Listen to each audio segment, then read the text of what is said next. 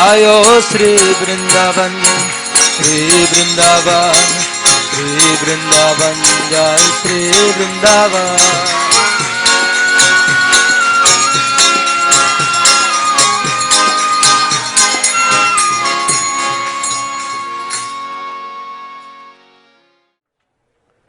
Srila Prabhupada quotes Lord Chaitanya Mahaprabhu and the previous acharyas that what a Vaishnav means is that our happiness is to see others' happiness and our distress is to see others' distress. Para dukkha dukhi. If we're actually developing the real qualities of a devotee, a Vaishnav, then our greatest joy will be to see someone else making spiritual progress, to see someone else receiving the mercy of the Lord, to see someone else being empowered by the Lord. When Lord Chaitanya was glorifying Haridas Thakur as if he had 1,000 mouths, all the devotees were in ecstasy. No one was thinking, why is he not saying something about me? No. When the Lord devotees saw Lord Chaitanya gave supreme mercy to King Prataparudra, they were rejoicing. They were happier than happy could be because they were seeing someone else getting special mercy. But in the Mahaprakash Leela at Srivasangam, every single devotee was getting all his desires fulfilled. Every single devotee Sri Chaitanya Mahaprabhu was giving such mercy to. He was showing them the form that they worshipped. He showed Kolavecha Shrida, Krishna Balaram. He showed Murari Gupta, Ramchandra with Sita Lakshman and Hanuman. Every desire every devotee had for spiritual perfection, he was profusely showering upon them. But he would not call Mukunda Dat. And this was the end of Mahaprakash Leela. And every single devotee was practically dying with their hearts in pain because Mukunda Dat was suffering. They didn't care anything for all the benedictions and all the perfections they achieved. But everyone was crying because Mukunda Dat was not getting mercy. That is Vaishnava. Vaishnava means without false ego. Vaishnava means to find happiness in others' happiness. To find the greatest bliss in seeing others making spiritual progress, getting empowered and becoming objects of the Lord's mercy. Not, why not me? That is mentality.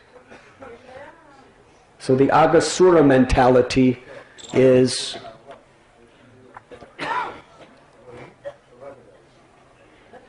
to cause trouble to others and make them suffer due to envy in our heart. And also Bhaktivinoda Thakur explains the Agasura mentality is also the unwillingness to help others by giving them Krishna consciousness. Because if we have a chance to give someone Krishna consciousness but we do not, that's violence. That's a type of cruelty.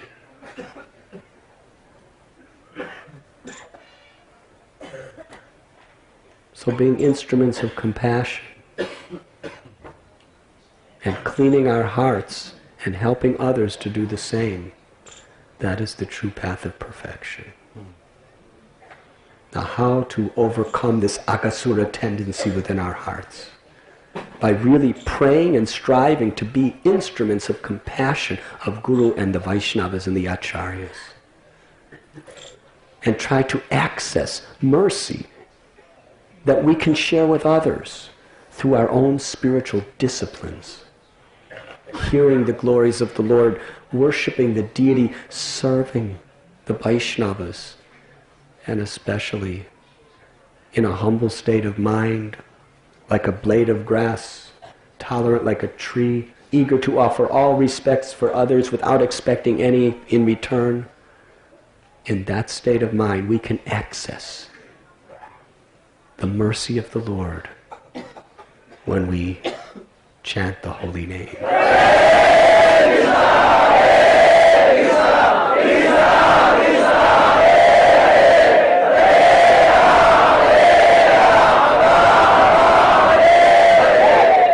Parikshit Maharaj was very curious. How is this possible? A year goes by, and they're telling the story about Aghasura as if it happened the same day. Can you explain this to me?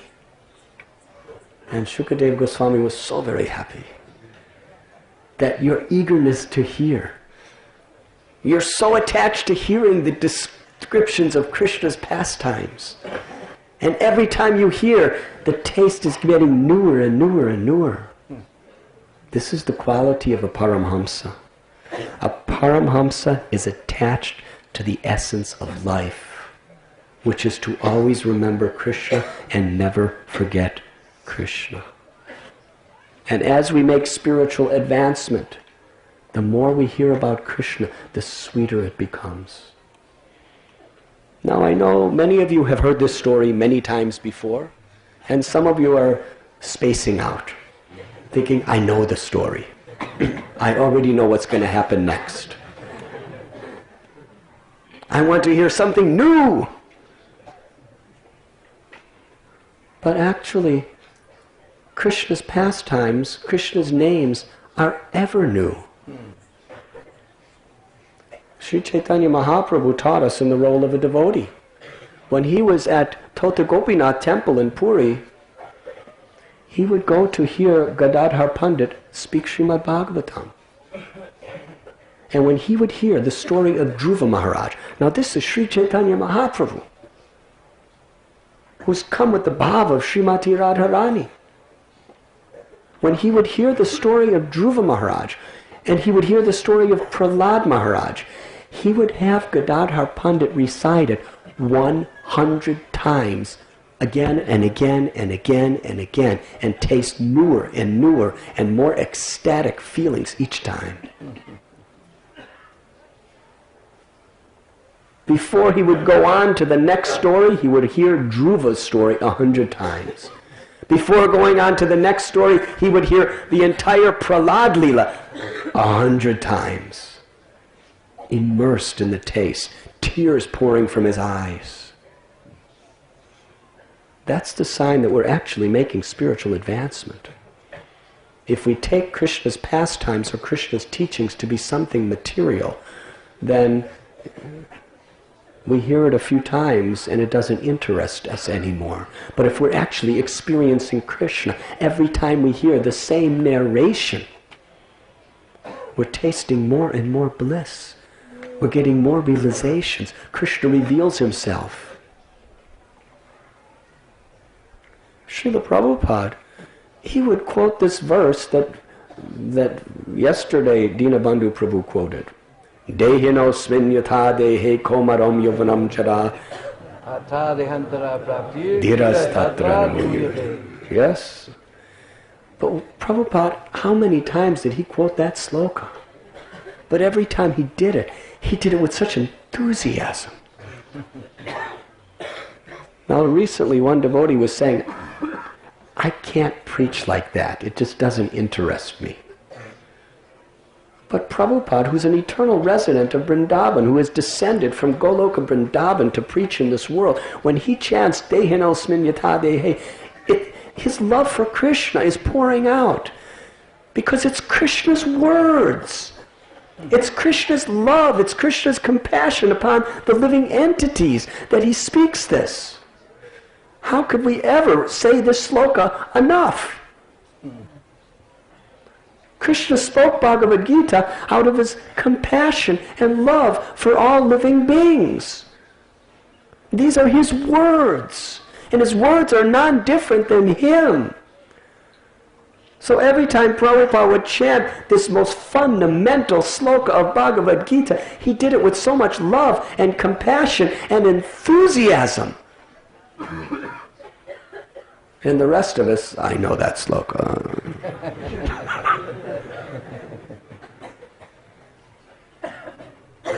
But if we have a taste for Krishna, we have a taste for Krishna.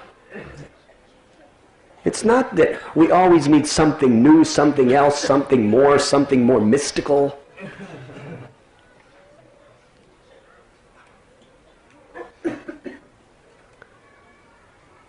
That is a material conception. If we're actually taking shelter, if we're actually experiencing Krishna, we will be in bliss. It's newer and newer and newer. So Shukadev Goswami was praising Maharaj Pariksha because you are so enthusiastic to hear. I am becoming energized by you and more enthusiastic to speak. And Shukadev Goswami explains when there's Hari Katha, three people get benefited. The speaker, the one who's inquiring, and everyone that's listening. Your questions are glorious, Parikshit Maharaj, because they pertain to the subject matter of Krishna. Therefore, they are for the ultimate benefit for all living beings. Then Sukadev Goswami answered Maharaj Parikshit's question.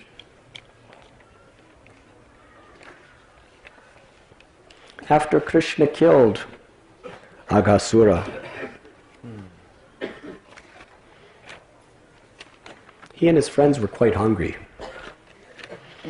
because, being in serpents' mouths and quite exciting, and it's also very late for lunch. So Krishna said, let us go to the bank of Yamuna to take our lunch today. And Krishna took them to a very, very beautiful scenic spot. And he said to the Gopas, just see these soft, beautiful, fine sands that we can sit on very comfortably. And there are so many beautiful trees of all descriptions with fragrant flowers, and the breeze of these flowers is very intoxicating. And the cuckoos are singing, and the birds are making beautiful songs as well. Let us sit in this very scenic spot and take our lunch today on the bank of Yamuna. So they all sat down. Krishna was in the center, and all the gopas were like petals of a lotus with Krishna as the whirl. There were first 8 gopas around Krishna, and then there were 16, and then there were 32, and more and more and more and more. It was a beautiful sight. And everyone was so happy. Then Krishna, by his Sarva Sankalpata Shakti, performed an incredible deed. Every single gopa, and there were hundreds and thousands of them who were sitting in circles around Krishna, every single gopa had his eyes gazing upon the beautiful form of Gopal. And each one of them was thinking that Krishna's only looking at me. And he didn't expand himself in any way. He just sat as one little Krishna, 5 years old, on a lotus flower. Appeared that way, on the bank of Yamuna, actually. And each gopa, in all the directions around, was thinking, all of Krishna's limbs are faced only toward me, and his eyes are gazing so lovingly upon me. Therefore, he energized all his friends with so much happiness. Srila Prabhupada in this regard explains, this is what Krishna conscious society means, that we keep Krishna's pleasure in the center. When we all are working together for Krishna's pleasure, then there can be deep, loving friendships amongst all of us forever. In the material world, as soon as any other principle becomes the center of our ambition, then potentially friends can be enemies. love can turn into hate. But if we follow in the footsteps of the Gopas of Vrindavan and always keep Krishna in the center of all our interrelationships, then our friendship in love will eternally grow deeper and sweeter. So, the Gopas, they all took out their lunch bags. And they had so much fun. They wanted to enjoy prasad in very special ways. They weren't concerned with whatever utensils their parents gave them. So they made so many other types of plates. Some were eating prasad by making their own laps their plates. Some were making plates out of leaves, and some were making plates out of flowers. Some were making their plates and putting their prasad on fruits. Some were making their plates out of the bark of trees, and some were putting all their prasad on rocks. And in this way they were very much playful and very much enjoying, and they were taking each preparation out and showing it to each other. Like, look, I have laddu, and everyone, oh, I have samosa, oh, I have gulab jamun, I have this nice sabji. And they were showing each other, and they tasted, and when they liked what they had, oh, this tastes so good, hey Saka, hey Krishna, Subal, Sridhama, Stoka Krishna, taste this. And he'd take it out of his mouth and give it to Krishna. And Krishna would take it and eat it. Oh, very nice, and they were all sharing from each other's mouths.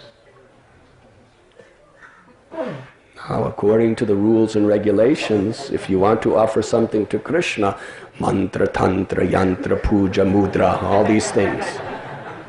But the Gopas did not do any of that. They were taking the food right out of their mouths. Hey, Saka, Krishna, eat this. It's very good. And Krishna, oh, very good. And they were sharing prasad.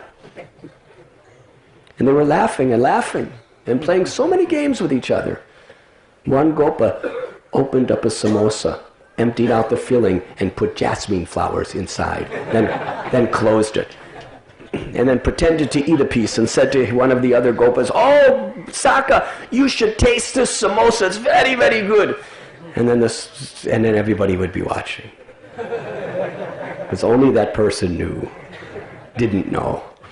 And then he would bite into the samosa, make a very, very difficult face after eating something very bitter, and then all the hundreds and thousands of Gopas would laugh.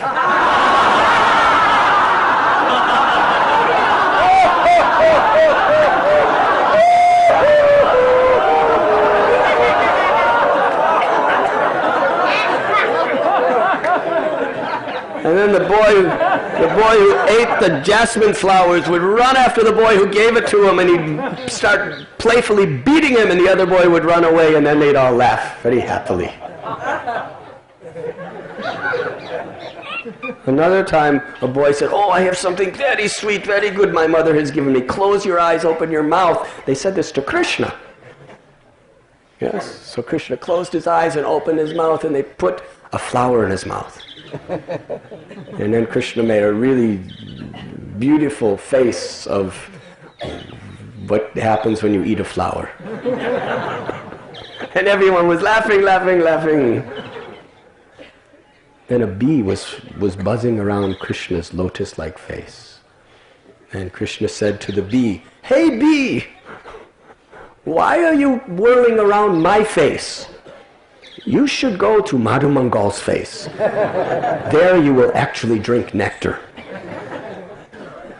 So then the bee went and started whirling around Madhu Mangal's face, and Madhu, hey Saka, hey Krishna, what are you doing? Why did you send this bee to me? Do you want this bee to bite me? And then he addressed the bee, hey bee, are you not afraid of killing a Brahmin? And all the Gopas would laugh. And another boy would see some monkeys on the sides. And he'd say, hey monkey, I see you're very, very hungry. Well, that particular cowherd boy, that particular Gopa, he has very good prasad. If you steal it, you'll be very satisfied. In this way, so many loving games like ordinary children. Krishna is Yagya Bhuk. which means ultimately all sacrifices and offerings in the Vedic rituals are offered to him. He accepts our offerings when they are done with proper mantra, tantra, yantra, puja and mudra.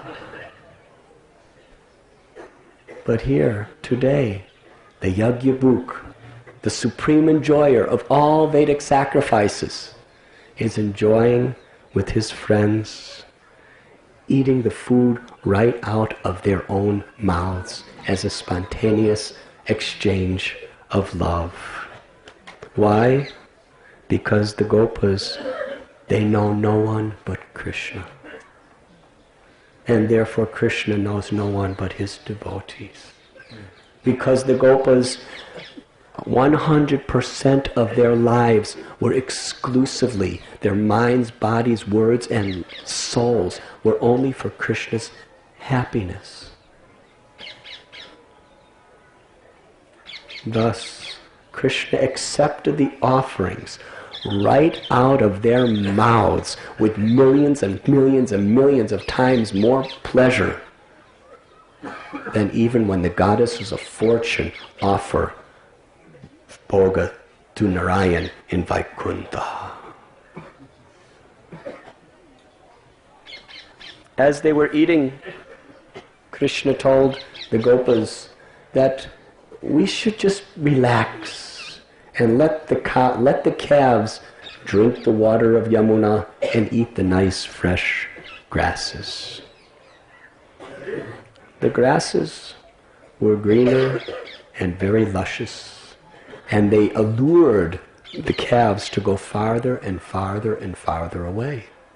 Suddenly, in the middle of this supremely enjoyable lunch pastime, the Gopas realized, oh, the calves are gone.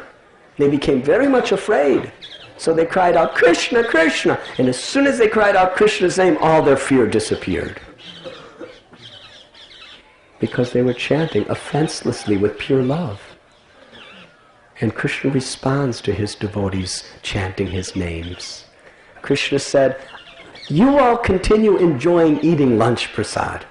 I will go myself and find the calves. There's no reason for you to do anything else. You just stay here and enjoy. I will go. And Krishna, who was holding in his hand a lump of food made out of yogurt, rice, and fruit.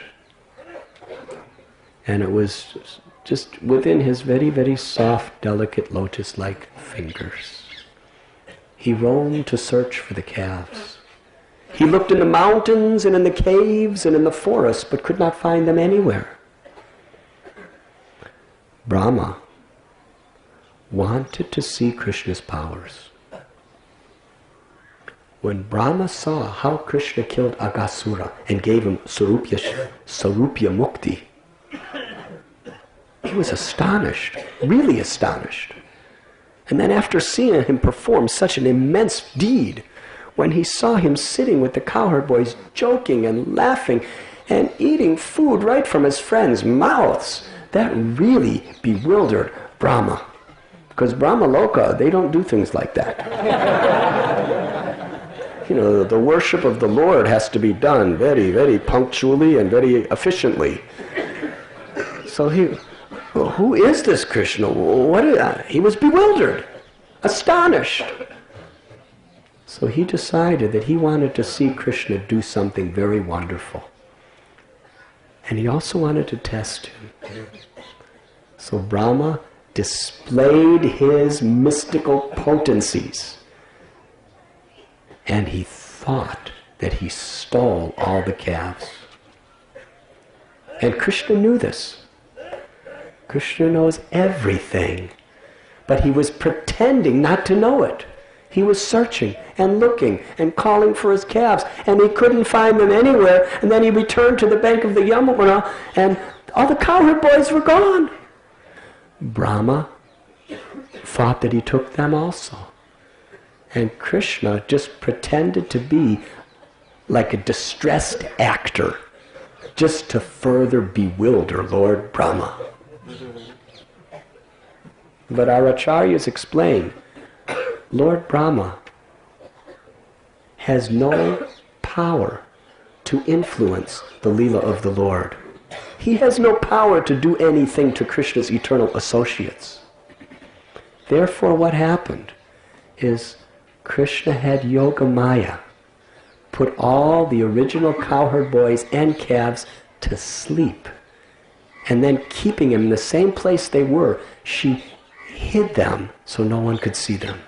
They were sleeping and hidden. And instantly, at that same moment, Mahamaya created identical cowherd boys and calves. And those are the ones Brahma stole. And he put them in a cave by his mystic power in sleep. So evening was coming. And Krishna did not want to cause disturbance to the mothers of all the calves and gopas. And also he knew the hearts of all of them. Every cow in Vrindavan and every elderly gopi in Vrindavan, they loved, honored, and served Yashoda Mai because she had the supreme fortune of being the mother of Krishna. All the cows and all the older gopis, they all had motherly affection for Krishna.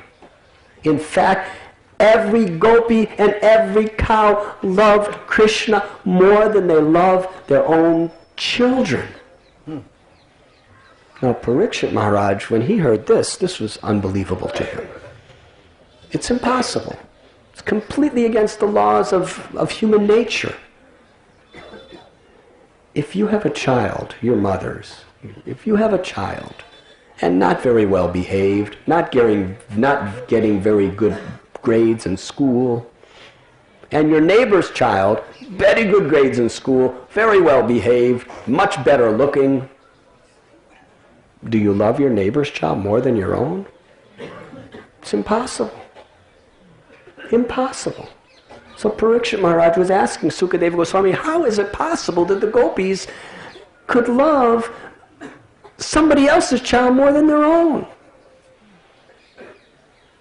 And Sukadeva Goswami explained, because Krishna is the life of all lives. He is every living entity is part and parcel of him. He is the supreme source of all love. He is the supreme object of all love. And we can only love someone else because they are part and parcel of Krishna. He is the life within everyone's heart. So Krishna understood the desire. Each cow and each gopi was thinking in the core of their hearts, how fortunate is Yashoda Mai. Oh, how we wish we could also serve Krishna and please Krishna like Mother Yashoda as mother. They were not envious. They simply had that love. And Krishna wanted to fulfill those devotees' desires. Thus, by his Vasudeva expansion, he expanded himself to be identical to every one of that asankhya of calves. That means he expanded himself as one followed by 17 calves and hundreds and thousands of cowherd boys. Harivo. And each expansion, which was Krishna himself, had exact bodily features, exact voice, exact mannerisms, behavior, exact same relationships with everyone else, and was wearing the same ornaments, the same clothes, had the same flute and the same stick. Krishna expanded himself in all those ways. As their sticks and their flutes and their ornaments and their clothes, everything. And then Krishna, in the form of all the calves and the gopas, entered into the village of Braj. And they all played their flutes. And when they played their flutes, now everyone's flute was as sweet as Krishna's flute. And the mothers would hear their children's flutes. They were overwhelmed. Their hearts were just overflooding with parental affection for their children. Their children came into the house and they just embraced them and put them on their laps and started feeding their children their milk. And like never before, just milk that was like nectar was flowing from their breasts. And Krishna, in the form of each gopa, was just drinking and drinking and drinking. And the mothers were feeling more and more ecstasy than they ever felt before. Now you may ask the question, if Krishna was exactly identical to each cowherd boy, then why did they feel more ecstasy than their own cowherd boys? Because Krishna was reciprocating with their love. Because their love was so intense for Krishna. Although Krishna is the controller of all controllers, he is controlling from Brahma down to the insignificant blade of grass. But Krishna has one supreme quality. He is subordinate to and under the control of the prem of those who love him with spontaneous devotion.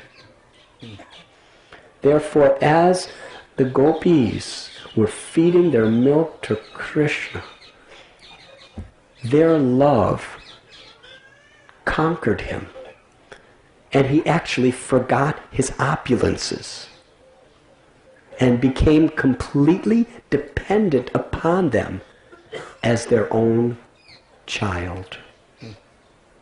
Krishna, not just as an act, but for real, Krishna was subordinate, dependent on each mother as their own children, because he was conquered by their love.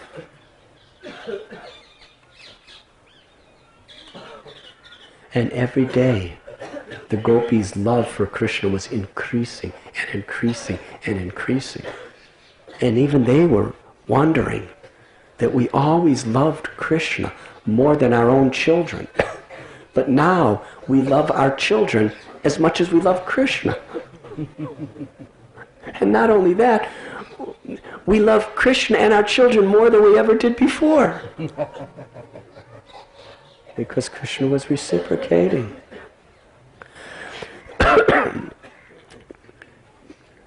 The gopis, each night when their little boys would come home with ecstatic parental affection, they would bathe them, and then they would massage their bodies with fragrant oils. Then they would anoint their bodies with sandalwood paste. Then they would they would dress them with their own hands, and they would put ornaments, and then they would cook for them and feed them, put them to rest. Krishna fulfilled the innermost ambition of his devotees. And when the calves would come before their mothers, the mothers would be in ecstasy. When the mothers saw their little calves that were none different, that were actually Krishna, tears would flow from their eyes. Just seeing their calves, milk would just pour out of parental love. Please understand, this is not just a biological thing, milking coming out of the gopis and cows' udders. This is their love. This is their pure ecstatic prem being offered to the Lord in the form of ambrosial milk. And Krishna tasted the milk of those cows and tasted the milk of those gopis as pure nectar. He couldn't stop drinking it and they couldn't stop giving it. The cows would see their calves and start to cry. And the calves, Krishna would be so hungry for their milk in the form of the calves, he would just very enthusiastically drink it. And meanwhile, the cows, just overwhelmed with motherly affection, would just lick the bodies of their little calves and lick them and lick them and lick them. They couldn't stop licking their calves. It seemed like they were swallowing them out of their intense love. And the cows in ecstasy as their little calves were drinking their milk, they were loudly mooing.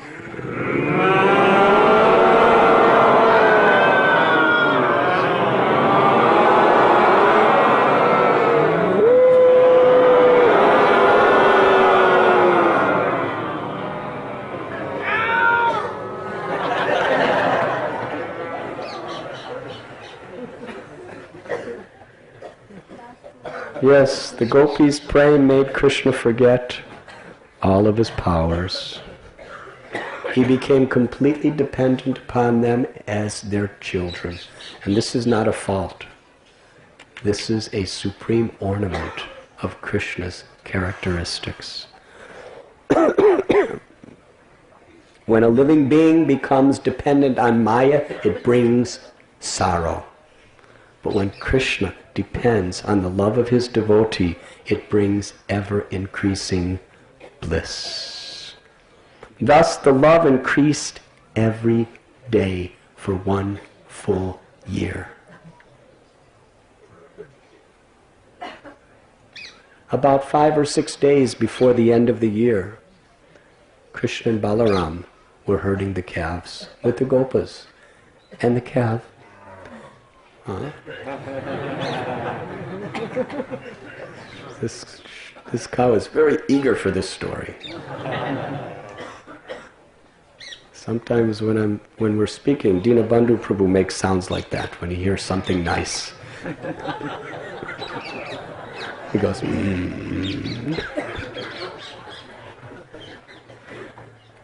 Now, the elder cowherd men were on the top of the Govardhan hill, herding cows. And Krishna was with the calves and Balaram at the bottom of the hill. When the mother cows saw their calves, they became so overwhelmed with motherly love, it became uncontrollable. They just started running down the hill. Not like cows usually, but their legs, 2 in the front and 2 in the back. Dinabandhu Prabhu will show. Like this. And their udders were so big and so full, there was literally profuse milk just pouring out of their udders, and their udders were just going back and forth, and they were leaping and running and literally galloping down Govardhan Hill, and there's so many rocks and stones and everything, and the cowherd men were trying to stop them, but they couldn't. They felt very angry and ashamed that they were not able to control the cows. So they went chasing after them. With great effort, they got to the bottom of Govardhan Hill. Meanwhile, the cows started just licking their calves, and the calves started drinking the nectar of the love of their milk. And this was strange, because the young calves were kept back in the Goshala. These were not their newborn calves. These were the calves that they gave birth to the time before. And generally a mother never gives milk to the older calf. She gives milk to the one that's newborn. But these cows had no concern with the newborn calves. They wanted to give all their milk to the old calves. Because it was Krishna. And the cowherd men couldn't understand, why are they giving all their milk to these calves? And they were so disturbed. They came down the hill, and meanwhile the cows were just mooing and licking and just pouring their milk in these calves' mouths, and Krishna was drinking and each calf. And the cowherd boys were the cowherd men were very despondent until they saw their children, who were all Krishna. As soon as they saw their children, tears started pouring from their eyes, and parental affection just erupted like a volcano in their heart. They just picked up their children, embraced them, smelled their heads, and wept, and forgot all about all difficulties. And after some time of just showering their love upon their children, intoxicated, they called the cows back, and they went back into the forest. But as they thought of their children, they incessantly wept tears of affection. Now when Balaram saw this, he was really astonished. Because as you know, it was his birthday when Krishna performed this Leela of becoming all the calves and the gopas. He wasn't there. So how is it possible that Balaramji, who was omniscient and all-powerful, did not know? Would you like to know the answer? Because Krishna covered Balaram. And everyone in Vrindavan over by Yogamaya, so nobody knew that he actually manifested as every calf and cowherd boy. The reason he covered Balaram over is because he knew if Balaram understood that his friends like Sridama and Subal and Arjuna and Ujjvala, if he knew that he would be separated from them for a full year, he would have suffered terribly. So Krishna did not want Balaram to suffer at all. Therefore, he covered Balaram by Yogamaya, so he thought that all of his cowherd boyfriends he was playing with every day. But when Balaram saw this, he started to contemplate, how is this possible? These cows have been feeding their older calves for a whole year, and I've been seeing it, but I never even recognized it.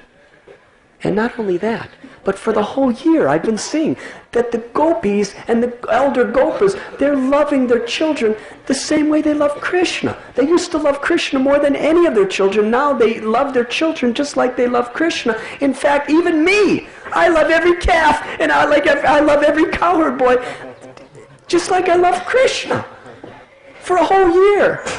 But why didn't I think about why? It must be Yogamaya.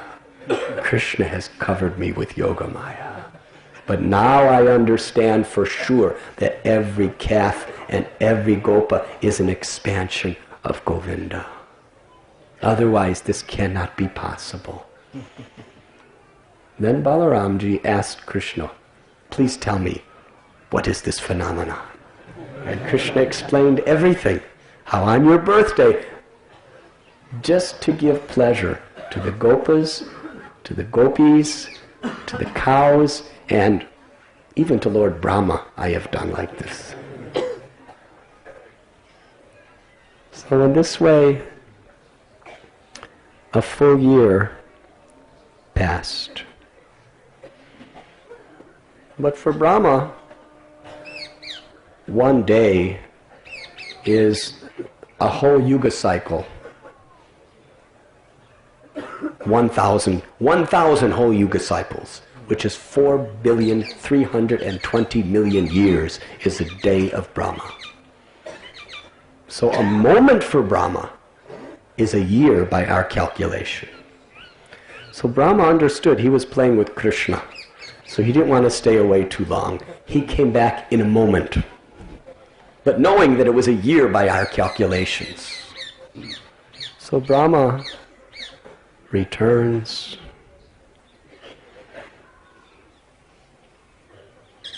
And it happened to be Balaram's birthday when he returned. Exactly a year.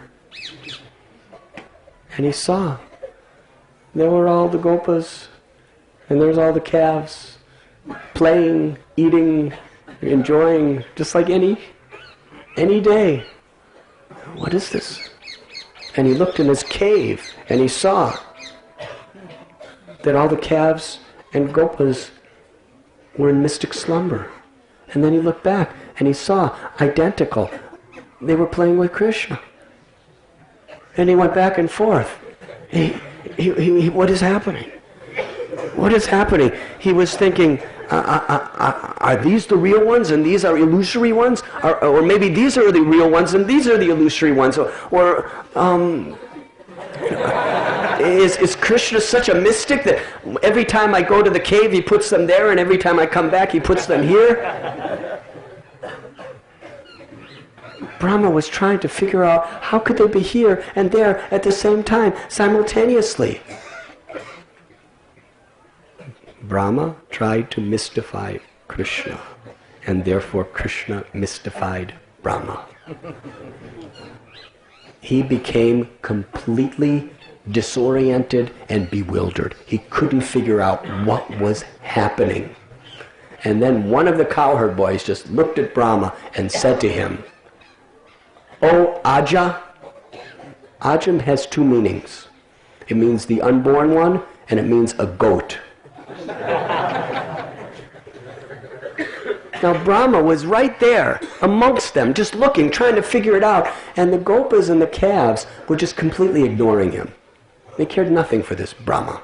Then one gopa finally looked at him and said, "Brahma, you goat. You have created the universe with your intelligence, but you cannot bewilder us. Just look and see." And at that instant, every calf and every gopa manifested a four-armed form, the color of a rain cloud, each one with kostubamani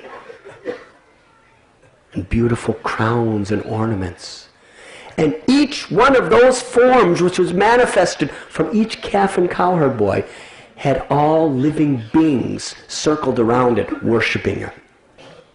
He saw millions. There were millions of boys and calves, and each one there was a four-headed Brahma, and there was all living entities of the universe, and there was the 24 elements of material energy, and there was all the mystic cities and all the mystic opulences, everything, all worshipping. And when Brahma saw that, he was like a clay doll, absolutely stunned and motionless. He couldn't think, he couldn't move. He was just practically paralyzed in a state of total bewilderment.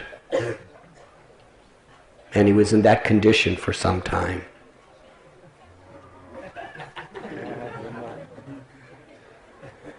And then, whatever ego he had of being the creator of the universe was destroyed.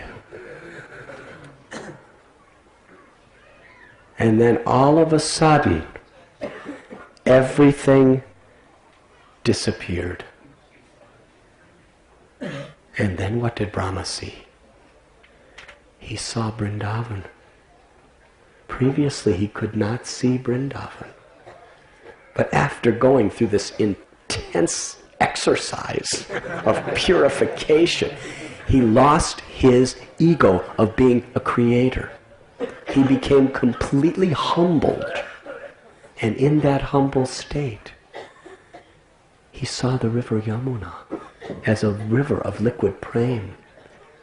He saw all the trees as the most opulent desire trees. He saw the dust of Braj as Chintamani, every particle more precious than all the wealth of Brahmaloka and Vaikuntha. He saw the beauty of Vrindavan.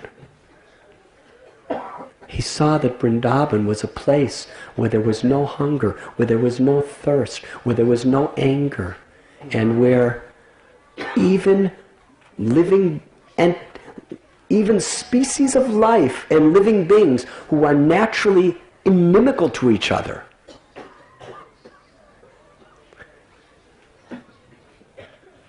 they are lifelong friends, sharing sweet love and exchanges, because Krishna is in the center. That is Vrindavan. When Sri Chaitanya Mahaprabhu was wandering through Jarikhanda forest, he had the tigers chant Hare Krishna, and he had the deers chant Hare Krishna.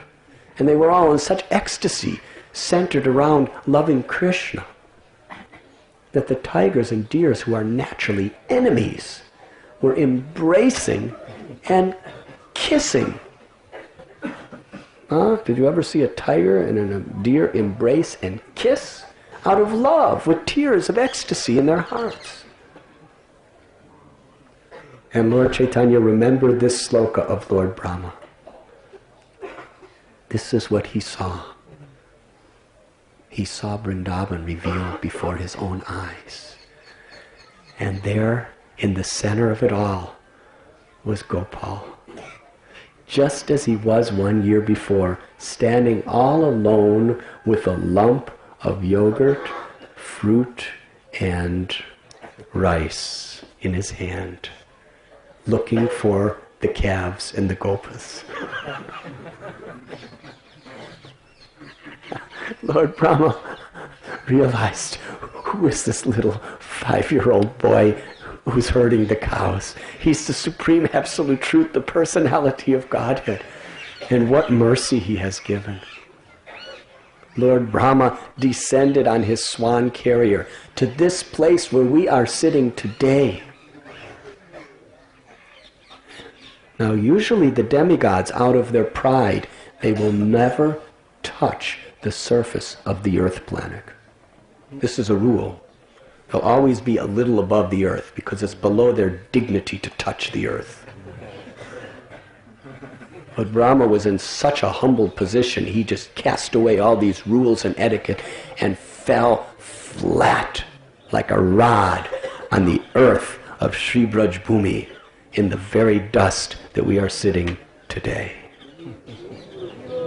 Again and again and again and again and again, Lord Brahma fell to the ground in ecstasy.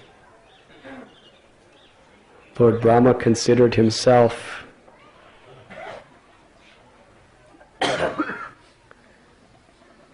completely insignificant. He considered his existence to be like snow at night. Huh? Now, I don't know how much of you know about snow. But snow is very bright in the day, but at night you can't even see it. And at night, a glowworm, a firefly, thinks he's illuminating all directions. But in the presence of the sun, the glowworm or firefly realizes, I am utterly insignificant.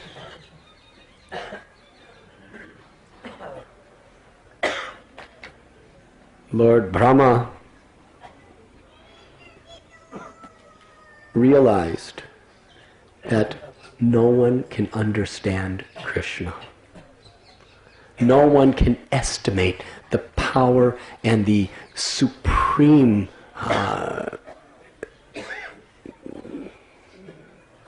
opulences, or in Vrindavan, the supreme unexcelled sweetness of Krishna. All we can do is surrender. No one's intelligence can fathom the Supreme Personality of Godhead. It is only through surrender that Krishna reveals himself as he is. Brahma, who the 4 Vedas emanate from his mouth, realized that he didn't know anything. And he fell on the ground in total submission and surrendered to Krishna. Again and again and again. It was very difficult for him to see Krishna because there were so many torrents of tears falling from his eyes, tears of love. It is described that he has 8 eyes, but he could only see Krishna with 2. Because he had 2 hands to wipe 2 eyes, but the other eyes were too filled with tears to see anything.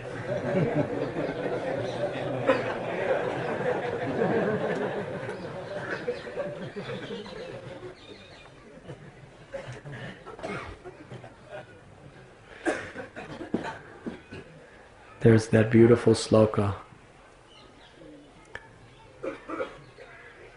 Let those who fear material existence worship the Vedas, the Mahabharata, and other such literatures.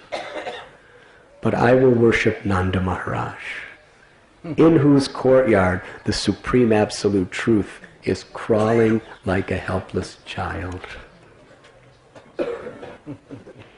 Lord Brahma, his voice was faltering, his limbs were trembling, and he offered beautiful prayers of surrender to Krishna.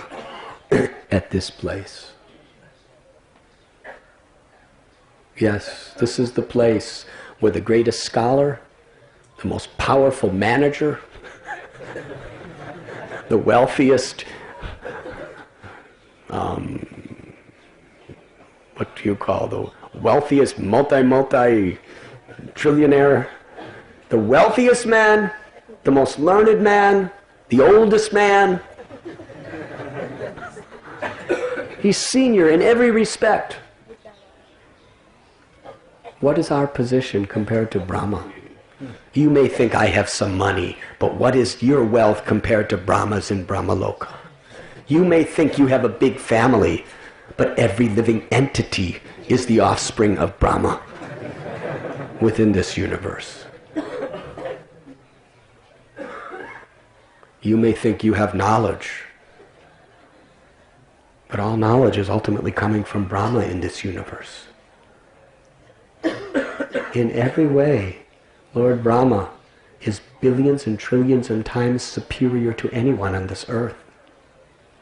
But here, the name of this place is? Choumuha. Choumuha, also Chomat. At this place of Choumuha, Lord Brahma, the father of all living beings, the controller of the universe, has come down to put his head at the feet of the little cowherd boy Gopal. And Lord Brahma's 8 eyes incessantly bathed Krishna's lotus feet with the tears as an offering of his love and surrender. After offering prayers, he circumambulated Krishna, who didn't even speak anything. He was just silent, just holding his yogurt and fruit and rice in his hand. And after taking Krishna's permission, he returned to his abode.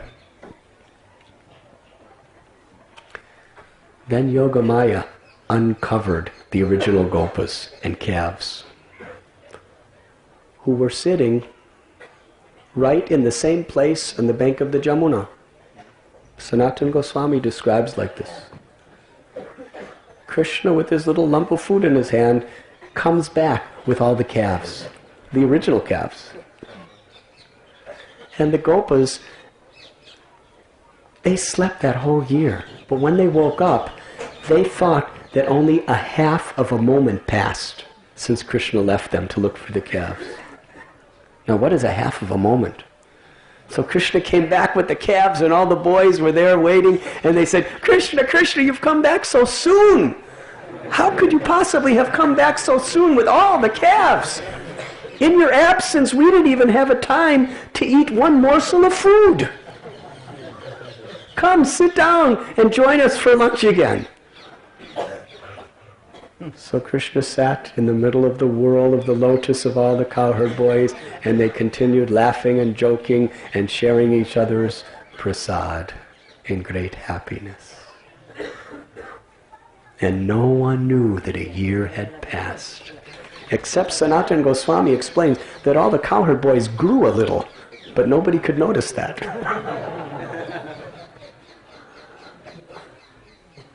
And then evening was coming, and they returned to the village of Braj, and on the way, Krishna was showing them the completely dried up form of Aghasura. He dried up for over a year. But to them, it was just a few minutes ago. And all the cowherd boys were so happy to see this big dried up snake. What a beautiful playground. This is the best cave we can play in. And that became a playground in Braj. And then they all returned to the village of Braj. And they were loudly singing in beautiful poetic songs how today Krishna has killed the big, gigantic, fat snake, Agha. And all the Brijabasis, oh, today he has killed Aghasura. And they were very much thrilled to hear this story.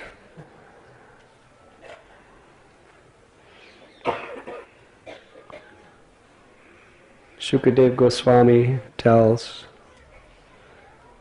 that anyone who hears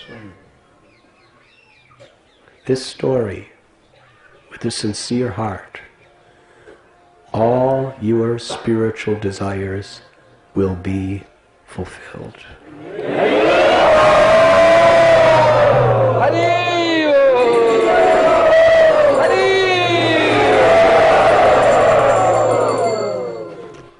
So here at Choumuha, where the great Brahma surrenders with humility and love to Krishna and sees the sweetness of Vrindavan, we should put our head on this dust as well as Brahma did, and we should offer a prayer. This Brahma Vimohan Lila, it describes, hearing it overcomes attachment to karma kanda and jnana kanda. Practicing spirituality for the purpose of sense gratification or liberation. Trinada pisunichena, taror ibasihishnana, amani namana dena kirtaniya sadahari. That is what it is all about. When we were at Govardhan, we heard the story of that Leela. Indra is a great devotee of Krishna. But Krishna, who always protects his devotee, has to smash that pride within our heart. Because false pride contaminates whatever we do. Krishna is not really pleased with any service we do if there is false pride in our heart. But humility melts Krishna's heart. And Lord Brahma, such an incredible pastime that Lord Krishna performed. So many things he's done at one time. He fulfilled all the desires of the gopis and the cows by being their own child for a year.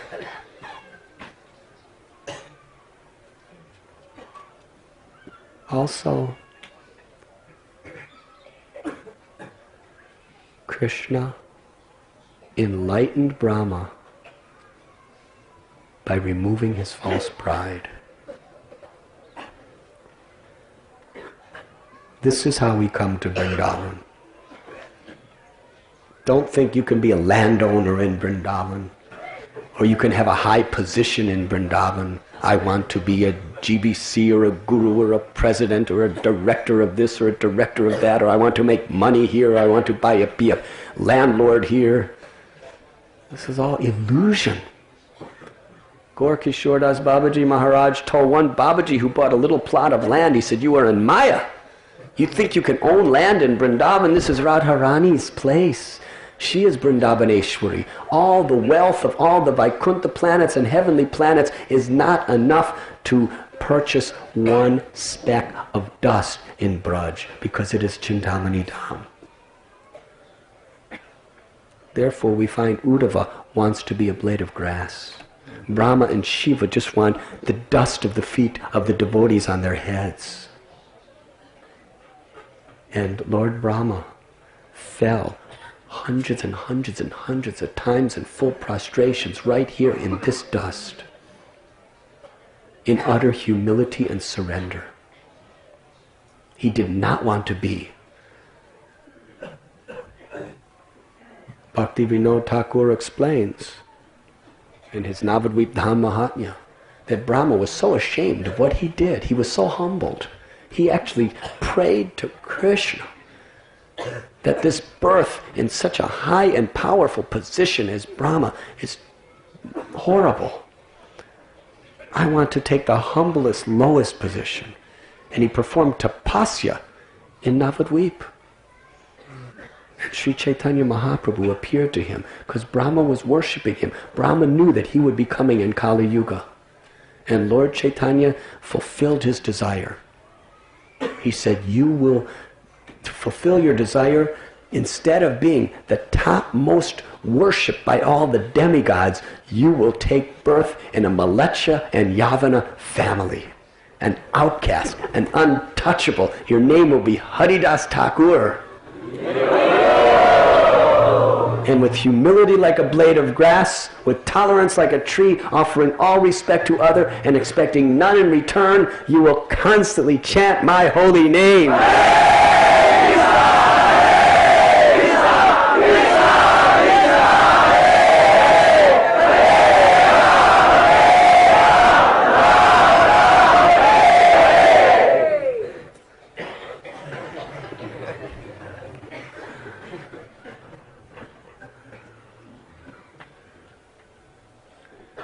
When Lord Chaitanya asked Haridas Thakur, any benediction I'll give you in the house of Srivas. Any benediction I'll give you. Lord Brahma, who learned his lesson really good here in Choumuha, what did he ask for? Haridas Thakur said that I'm afraid to ask you for this, but I will because you are forcing me to ask. There is one desire that I have in my heart, that in every birth I may take, let me receive the remnants left on the plate of your devotees. Let me get their remnants. Even if I be a dog or an insect near the house of your devotee, that will be the greatest benediction, if I could get the remnants of the food of your Vaishnavas. That is my desire. And then he became ashamed. That who am I, so fallen and insignificant, to ask for such an exalted benediction as that?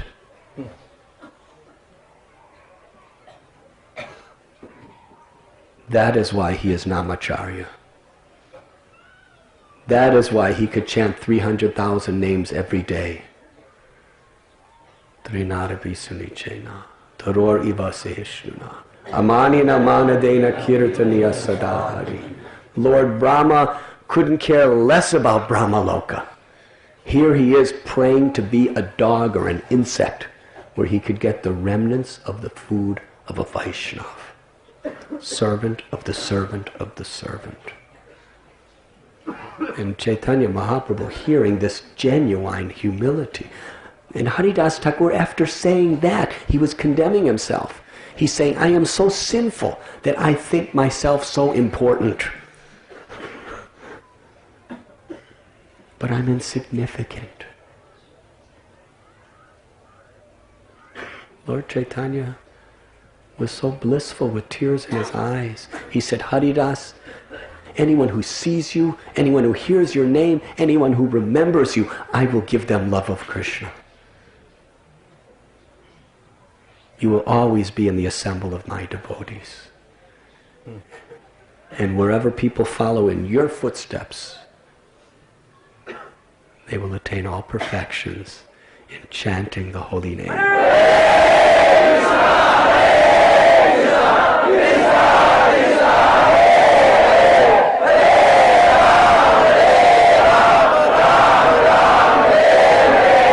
So being members of Brahma Sampradaya, let us fall in the dust of this place with our prostrated obeisances and pray for the humility, the tolerance, and the sincerity in which we can please Krishna, actually please Krishna's heart when we chant his names.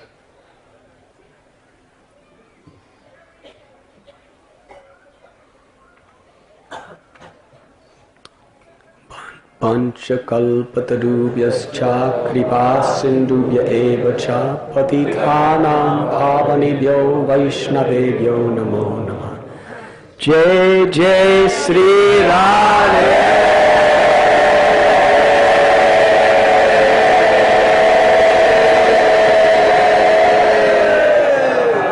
Sham. And I am such a demoniac species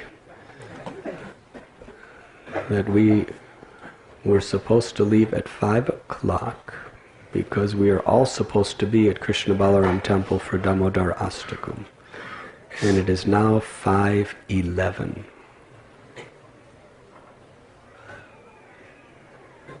This human time is such an obstruction. But we'd like to hear a few words from Dinabandhu Prabhu and Jagatarini Mataji, and then we'll all... I want to stay here, but it is our duty to Krishna Balaram to be there tonight. What should we do, Mataji? Huh? Go! She's kicking us out. Just 5 minutes. Okay, so we'll hear from these two wonderful personalities for a couple minutes, and then we'll have a 3-minute ecstatic kirtan. We'll put the energy of 10 hours in 3 minutes, and then we'll run to our buses and go right to Krishna Balaram Temple for Damodarastakam.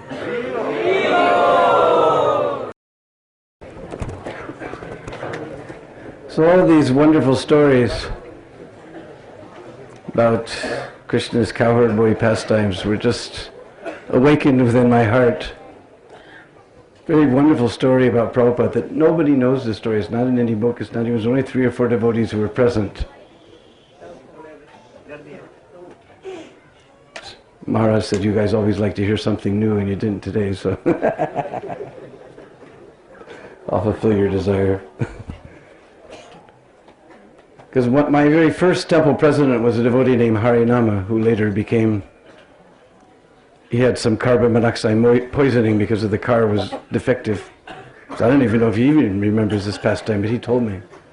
He was in Santa Fe, New Mexico, which is in a funny corner of America where it's desert. And we know in desert that's where people who kill Brahmins take birth. So this is a very nasty place. But he was there. And they were always writing letters to Prabhupada, "Please come and visit us." They just had a little storefront like in New York. So this is old story. So finally Prabhupada came there, and Prabhupada went to Montreal, then he came to Santa Fe, then he was going on to LA.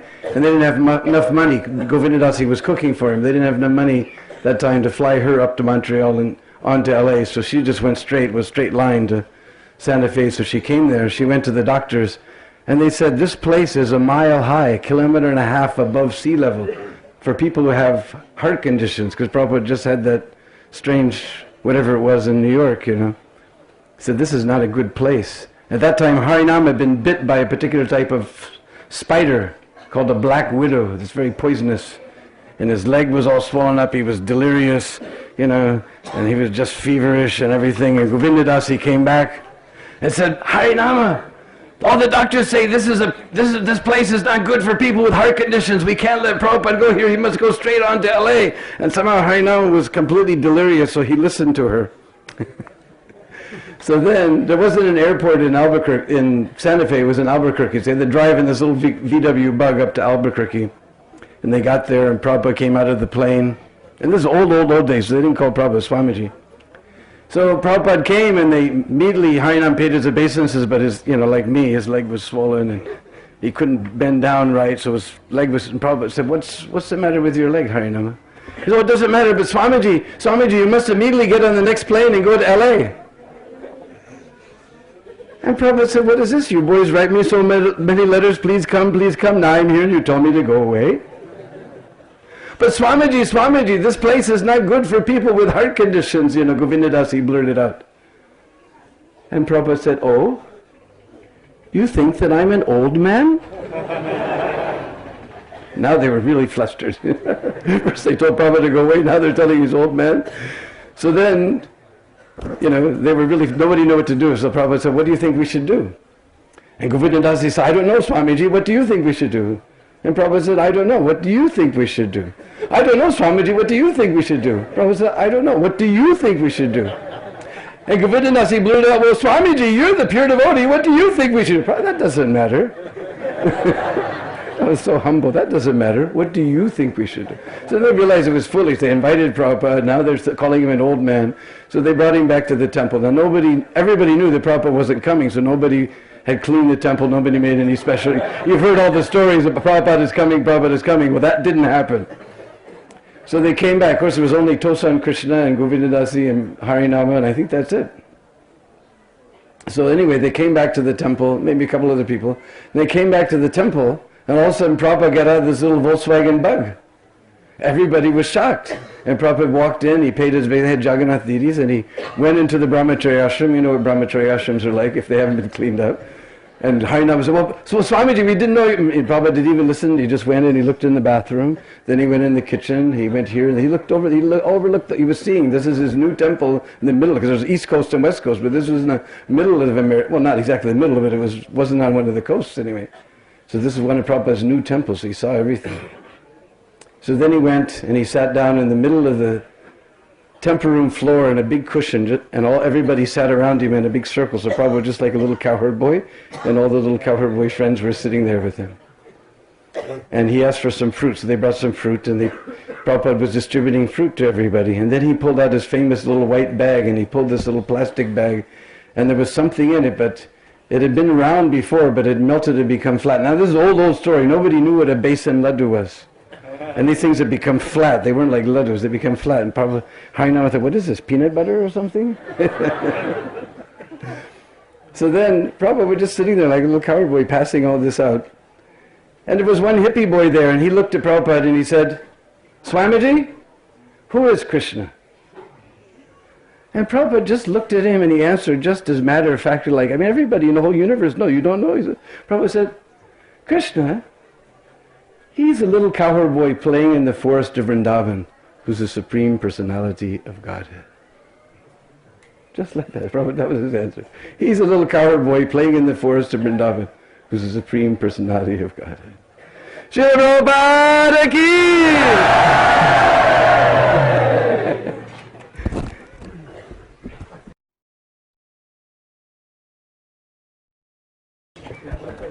As Dinabandhu was beginning his story, I was just thinking of a very small incident that I had personally with Srila Prabhupada. It was in New Zealand, and Srila Prabhupada had just come there, and the devotees had newly settled into a small suburban house. And they had on the walls different pictures from the Krishna book, posters. This was in 1972. And one of the posters was of this Brahma Vimohan Leela, with Lord Brahma on the swan in the air, and the cowherd boys all sitting around taking their prasadam. And I remember that I was somehow or other in the room alone with Srila Prabhupada, and I was feeling a little bit nervous because somehow I had managed to get this opportunity, but now I really wasn't quite sure what to say or what to do in his presence. And he was looking at this picture on the wall, and then he said to me, "Would you like to go there?" And I looked at the picture also, and I said, "Yes, Prabhupada." And Prabhupada, he looked at the picture again, and he said, "These are like windows into the spiritual world," when he was talking about this picture. And I remember I looked around at the picture, and it was just as if you went to somebody's house and they had a big picture on the wall and they said, "Oh, this is my father." And it's very clear to them, it's a photograph of their father. And with the same absolute accuracy, as Dinabandhu was saying, that same simplicity, Srila Prabhupada was just asking me, "Would you like to go there?" It was completely natural and home for him. So this is something that by his mercy just came to my memory as we're sitting here in this wonderful transcendental place. Thank you very much. Haribol.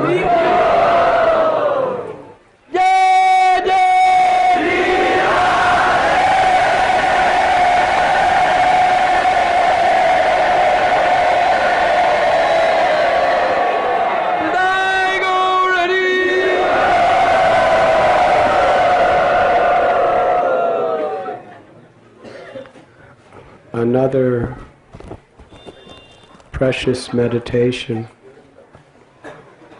is this particular chapter of Srimad Bhagavatam, Brahma Vimohan Leela, is the last work that Srila Prabhupada did in his manifest Leela. When he was laying in his quarters in Krishna Balaram Mandir,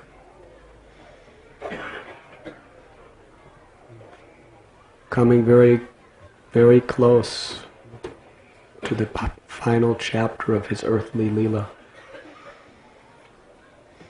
Jayadvaita Swami and his secretaries would put the dictaphone to his mouth as he was laying. Physically, he couldn't even walk. He couldn't even sit up without help. But out of his supreme love and his immense, intimate compassion for all living beings, and his ecstatic love for Krishna, the translations and purports to this story of Brahma Vimohan Leela were whispered into that dictaphone in his last days.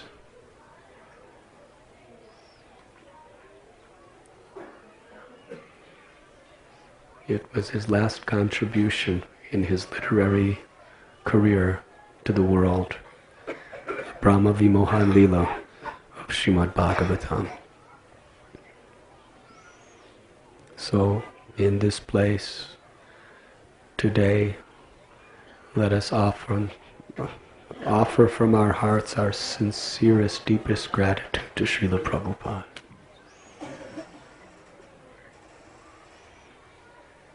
He was giving the love of Radharani and Krishna to the world to his very last breath.